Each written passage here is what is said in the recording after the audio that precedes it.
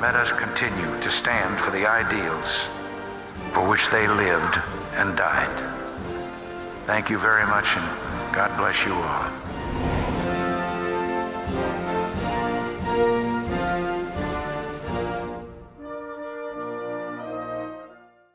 Hello and welcome to Justice for Veterans. I'm your host, David Standridge. We're glad you could join us today for this episode. And let me first introduce myself to you before we get going with our show today. I've been practicing law since 1996 and licensed here in the state of New Mexico.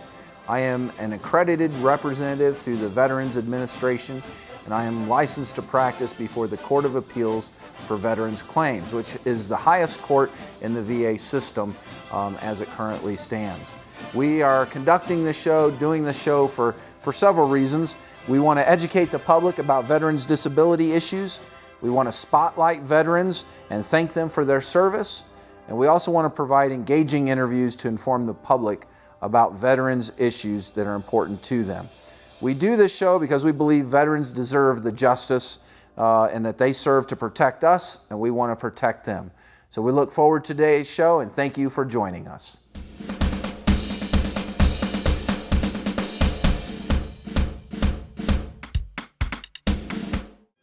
On today's legal segment of Justice for Veterans, we want to discuss an issue and a topic that quite honestly is a hot topic in today's news, and it's one that we're seeing more and more of in our disability practice, and that is the whole idea of PTSD, which stands for post-traumatic stress disorder. Now, based upon my knowledge, PTSD wasn't really even diagnosable until around the mid to late 80s. And this is interesting because you might recall from some of the old war movies or prior to the late 80s, you would hear about veterans suffering from shell shock or things along those lines. And in the past, they didn't know how to diagnose PTSD. But PTSD is a real issue that veterans face today coming back from overseas. And I would even submit PTSD is a huge issue that we have neglected many Vietnam era veterans on because it just wasn't a diagnosable kind of disability at that time. And so we're gaining more and more understanding as a society that these kind of injuries can and do happen to our warriors. And so we are seeing a great increase in the amount of PTSD cases that exist, as well as those who are coming in to our practice asking questions. And there's lots of different ways that we as attorneys use to try to help PTSD warriors and veterans, and it depends a lot upon the book of regulations that the VA system has. There's a whole bunch of ways that we measure that and that we look at, and the symptoms that we look at in order to help a veteran obtain a certain level of disability. PTSD isn't something that you can see like a broken arm, but it is something that can be measured. And we're going to talk about that a little bit more in our next episode regarding how we measure it and what the VA looks at in order to gain that kind of level of disability. If you have a legal question, drop us an email at info@justicelegalgroup.com.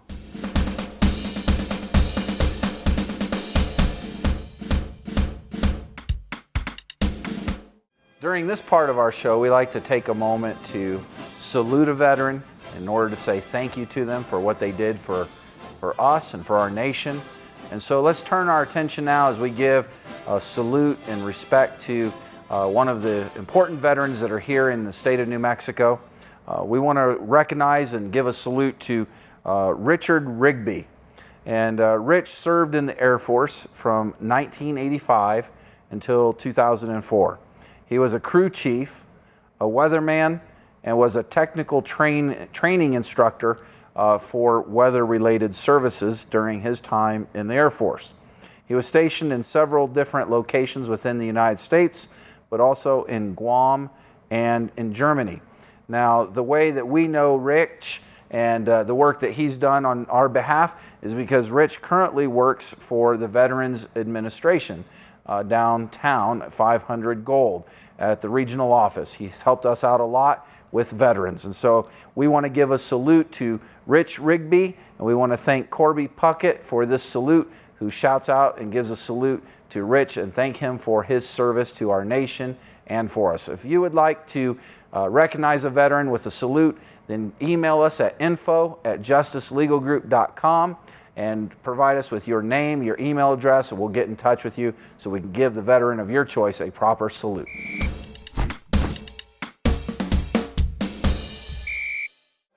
Hi, I'm David Standridge from the Justice Legal Group. Our firm represents veterans and helps them obtain benefits in their disability cases before the Veterans Administration. We believe that you worked hard to protect our nation, and we want to work hard to protect you. Welcome back to Justice for Veterans. We're excited today to have a special guest with us and have an interesting conversation with James Stanek from Paws and Stripes. And so we want to welcome James as our special guest today. Thanks for being with us today. Well, thanks for having us out here. Appreciate it very much. So Paws and Stripes, we're going to get into a lot of stuff about that, but tell us real quickly, what is Paws and Stripes? Paws and Stripes, we are a service dog organization that helps out disabled veterans with post-traumatic stress disorder, traumatic brain injuries. Usually these dogs would cost a vet about $10,000 to $60,000 out of their own pocket. We've got that cost down to approximately $2,500, and we don't charge the veteran. It's all fundraising, sponsors, donations that come through from the local community. That really makes the difference, and the best part about it, all the dogs we utilize are rescue dogs that come out of shelters. Wow.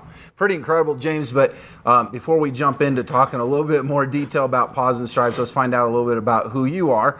Where did you grow up? You're a veteran, I assume? Yes. And tell us a little bit about your background. Sure. I was born and raised Long Island, New York. Went to high school like a normal kid. 9/11 occurred, and I was a volunteer fireman and an iron worker in New York City. Was there when the Twin Towers fell. Then turned around and spent 3.5 months on their recovery and then cleanup efforts, and then decided that I was going to join the United States Army. I shipped out in February of 2003, went to basic training, airborne infantry, graduated. 2 weeks later, I was in Iraq. Wow. I had shipped to Fort Bragg, did 4.5 years there with the 82nd Airborne Division, as well as the 18th Airborne Corps LURS, which is a really low-level special ops kind of tier. We do surveillance and sniper hunter-killer missions, going out looking for specific individuals, and then did my third tour out of Fort Riley, Kansas.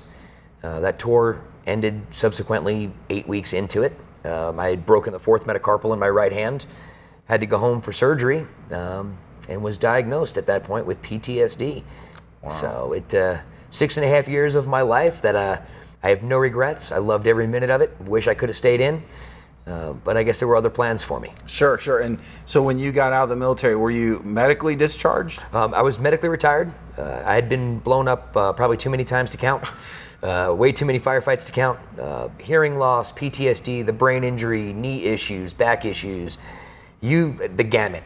And basically, there was really nothing else I could do in the armed forces, they said. Sure, sure. So, when I got out, I started working as a hunting guide in Texas, which was a blast. And then things changed, and we moved to the great state of New Mexico. All right, great. Well, when you said you had been diagnosed yourself with PTSD Yes. and other disabilities, and can you describe for the audience, how was that transition coming out of military life with PTSD, transitioning into civilian life? That's really hard to put into words. Probably lost in the woods without a compass is the best way I could describe that. For 6.5 years, I knew exactly what I was putting on every morning. I knew what a routine was. We had a regimen. You knew what you were doing. PT, breakfast, report to work, or if you were on deployment, you knew what your missions were.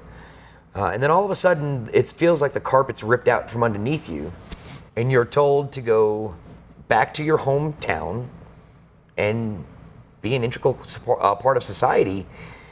And then by the way, you've got these disabilities that are going to make it even harder. So you really kind of sit back and you try to figure out, where do I go from here? What do I do? How do I relate to people? I was a staff sergeant. My job was to bark orders and make sure people were taken care of. Well, try barking orders at somebody in a McDonald's. It doesn't go too well. Right. Try barking orders at somebody your supervisor at a job who you're underneath that individual. It doesn't work. There was really no transition from soldier to civilian. Nowadays, it's a little different. It's a lot different, actually, for me. but I've also been out for almost 4 years now. So it's a challenge when you first get out. Sure, sure. What do you think, returning veterans now, those who are coming back from overseas, what do you think the biggest obstacle that they face, those who suffer from PTSD, what do you think the biggest obstacle they face coming back into civilian life? Becoming a member of that family again, of their family. When I first got out, how do I relate to my wife when all I know is life or death? How do I relate to my son, who is now 6 years old, but when I came home, he was like 3? And how do I relate to that child? How do I hold my wife's hand when we're walking through a crowded place when I need my hands to potentially defend myself? How do I show love? It wasn't there. And that's why I think a lot of veterans who are going to be coming home, especially with the Afghan war winding down, I don't know if the country's ready for all of these veterans to be coming home with potentially these disabilities. Our Vietnam generation, they didn't get the fair shake that they deserved. They've put the fight on for guys like me to come home now. And I tip my hat to every Vietnam vet that I ever see, and I shake a hand and say, welcome home. Because it was so much easier for me to come home in the public eye. But in that household, in our mind, in our heart, it was hell in a handbasket, for lack of a better way of putting it. Sure. Well, you obviously, through your work with Paws and Stripes, deal with a lot of PTSD victims. Yes. In my practice, I do as well. I know you do. And what I tell people is I say, you can measure a broken arm and you can see the results and the progress that's being made through X-rays. Yes. But that's hard to measure when there's PTSD. Because it happens between your ears. It does, and it's hard to measure. And so when you deal with other PTSD soldiers and warriors, what kind of advice do you give them in terms of helping them cope with the disability that they now have?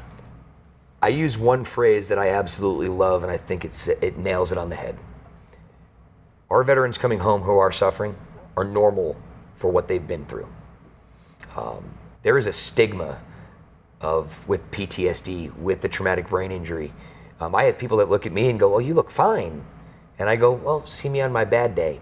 See me on the bad evening. See me in the bad morning when my wife is the one that aids me to help me get through this process." And you have to reiterate over and over and over to these veterans, they are normal for what they've been through, because their brain is so trained with life or death, and it could happen at a snap of a finger, a split instance, and you have no idea, is this last meal that I'm having gonna be truly my last? Is that phone call that I just made to my spouse gonna be the last? One of the major problems that I had with my wife, Lindsay, when we first got out, was I would call her on her phone and she wouldn't pick up right away. She's either busy with something, she's wrapped up on another phone call, but every time I picked up the radio overseas, I got a response. If you didn't get a response, that means somebody had passed. So now translate that into being that civilian setting and going, why isn't my wife calling? And now all of a sudden my anxiety is just jumping through the roof. By the time she gets home and she's got a pizza in her hands, well, now I've lost it. And I'm crying because I thought you were dead. Why didn't you answer the phone? Well, because I was talking to my mother. Well, okay, now I feel like a knucklehead. And it's where you go through the counseling and you talk with other veterans and you deal with other individuals who have been in those shoes to try to find ways to just adapt. Well, I really I try to be very cognizant not to cross the line with our guests. You've been very open, and we want to show our audience. We want them to see the realities of what our warriors go through on our behalf. And so I thank you for telling us and sharing some of your own personal story about that. But it's very difficult, I imagine, for you to have to relive some of those things. But at the same token, you're a great spokesperson for PTSD. You're a great spokesperson for Paws and Stripes. So let's not to be a downer or anything. Let's switch to Paws and Stripes and talk a little bit about that. I will, and and I do want to say this to you, David. people ask that question, how do you get there? Yeah. And how do you deal with it? The only way I know how to be is I call a spade a spade. So for the viewers out there, I'm sorry if I got a little bit, a little tear in the eye with somebody. No. I apologize, but it's the reality. But like you had said, let's talk about the great stuff here. Right. Paws and Stripes. I have the privilege of being the spokesman for it. My wife and I, Lindsay, founded the organization. We are a 501c3. And I guess the really fun way that I get to say it, we put two mutts together and we watch the fireworks occur that are great fireworks. I say two mutts. I call myself a mutt. Jack of all trade, master of nothing. But you also look at these dogs that are stuck in shelters, isolated, does not get a chance to socialize most of the time, and is not receiving or giving love. Well, let's look at our veteran coming home. Isolates, doesn't want to socialize, has a hard time expressing love. So they're two mutts. We bring them together. That veteran is part of the selection of their dog that they're going to go through this program with. We don't just pull a dog, train it, and then pass it off. That's the wrong answer, in my opinion.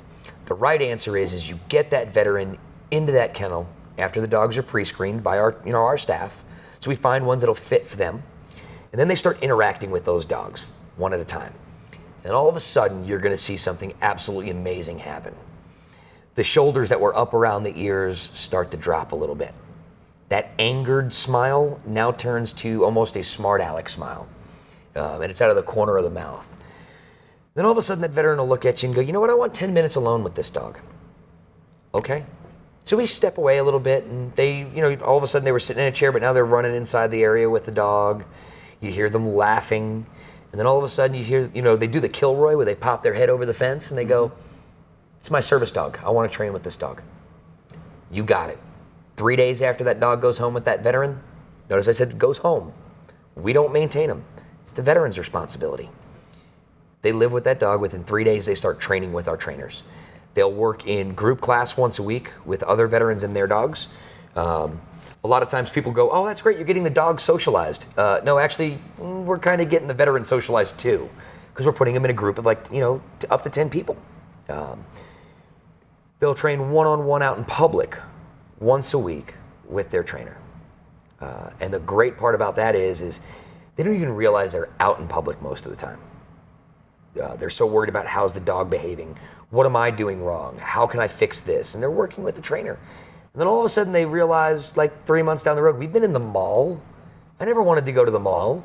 I don't know any guy that wants to go to the mall, but they're in the mall and they're working with their dog. And it's just amazing to see.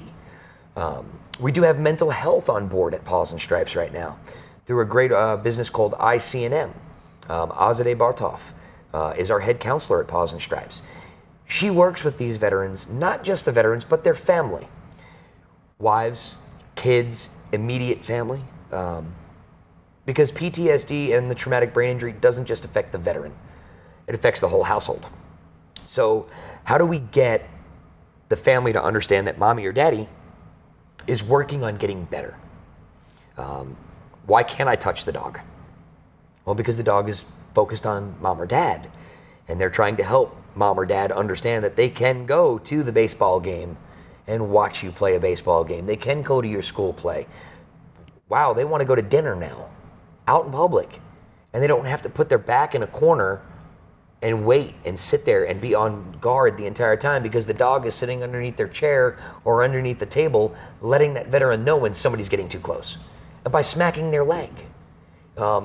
That's when I say we're bringing them back to the family.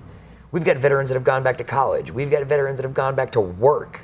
And these are vets, I was one of them. Don't bother going back to school. You're not going to be able to handle it. Don't bother getting a job. You're going to get fired. That's what they're being told. That's what I was told. Yeah. So I can only imagine what they're being told. And you know what? I've proved them wrong. Sure. We've got 40 veterans that have graduated from Paws and Stripes to date. I have 15 in training right now. Now people go, well, that's kind of a small number. Well, we've been around this month for 3 years. Wow. You also take into consideration that your average service dog program is only going to put about 4 to 5 dogs out a year. And those dogs are primarily bred dogs. Sure, sure. So we're helping two demographics here. So James, are the vets that you help, are they only PTSD disabled or TBI disabled? Those are our two primaries. Okay. PTSD and or TBI. Reason being, those are the veterans that are usually overlooked with assistance. Your TBI has to be so severe that you're almost drooling on yourself in order to get the help. The VA has done great things with assistance, and I have to tip my hat to them. They've gotten so much better on managing medications. But there are still some issues out there. We all know this no matter what you do in this world. But when you deal with PTSD and TBI, you encompass other issues. The TBI brings along mobility issues, hearing loss issues, weakness in joints, so on and so forth. So as long as you got those two primaries, we can help you. Sure. And when you say TBI, just in case people don't understand, that traumatic means... brain injury. Okay. For those that are having a hard time understanding what a traumatic brain injury is, it's almost like a boxing syndrome, a football concussion syndrome. When you're knocked out for extended periods of time, blackouts, unconscious. My longest one was 30 minutes overseas in Iraq. Wow. So for me to have the skills that I have now, I think it's a blessing. Yeah, absolutely. So Paws and Stripes, does it only deal with veterans in New Mexico, or is it nationwide? That's a double-edged sword. Okay. Right now, primarily, we do focus on New Mexico. Reason being, we've only been around for 3 years. Very hard to expand. We do have a tremendous need here in New Mexico. We have a waiting list, I think, right now, and don't hold it against me, but I believe it's 200 veterans. Wow. In New Mexico alone, and I believe that we're around 500 across the country. Wow. These are all on a waiting list. Now, I say a minimum of $2,500 for our local vets. But now, obviously, that cost is going to go up due to the fact that they're coming from out of state. They have to be here for a minimum of 6 months, so on and so forth. So we've done it a couple of times, and it's been great. But right now, like I said, we've had to kind of re-hone down, and we don't want to put out quantity as opposed to quality. Sure. We want the quality there. We want these veterans to succeed. We want these veterans to be the shining stars that they deserve to be. Sure, sure. Well, we're starting to run short on time. Fair enough. I'm sorry. No, that's okay. I want you to talk. We need the information, but there's some things I definitely want to get out. Can you tell me where is Paws and Stripes physically located? Paws and Stripes is physically located in Rio Rancho, New Mexico. We are off of Barber Loop, right off of Southern. So we're right there. We do have a website, which is pawsandstripes.org. People ask, like, paws? Yes, it's dog paws, P-A-W-S, and stripes.org. And we're on Facebook. Our office phone number is 505-999-1201. We're open Tuesday through Friday, 9 to 5. You get on the website at pawsandstripes.org. There's a lot of information, frequently asked questions. Some of our alumni that have graduated the program, you could read their testimonies. There's just a chock full of information. Good. And so if somebody wants to get involved and help Paws and Stripes, what are the needs that you have? Well, as a nonprofit, of course, we're not charging our veterans. Money is always a challenge. The money, because we provide the veteran the dog, the training, the equipment. The only thing that's coming out of their pocket is dog food. So, I mean, really, we take care of our vets. So obviously money is one of them, but also, spreading the word, getting it out there, telling people, sending people in our direction. If you know a veteran that's in need, send them to our website, because they can enroll right there. They can fill out the application to be considered for enrollment. It's just one of those things that our veterans need the help, and there are many ways that you can help. So. And if somebody's interested in helping to volunteer in the office or volunteer with dogs, can they do that also? Absolutely. Contact our office, and there's a lovely lady down at our office called Miss Sharon. Just ask for Miss Sharon when you call, and she will point you in the right direction. Good. Now, you mentioned about the need for financial assistance. Can people donate online through your website? Yes, people can donate online through the website. Our website store will be up and running again shortly. We've got a whole new line of merchandise. Awesome. The thing that I want people to understand is the sales of that merchandise does not go in anybody's pocket. It goes right into the program. So everything that's out there, and that's another great way to spread the word, because of course, people go, "What's Paws and Stripes?" Well, now you have an opportunity to talk about it. Absolutely. Well, as you hear, there's a waiting list of veterans, over 100 people long, that need the services that Paws and Stripes is offering. And so again, James, if you could tell us one more time your website and your phone number so people can get in touch with you. Sure, the website is pawsandstripes.org, and our phone number is 505-999-1201.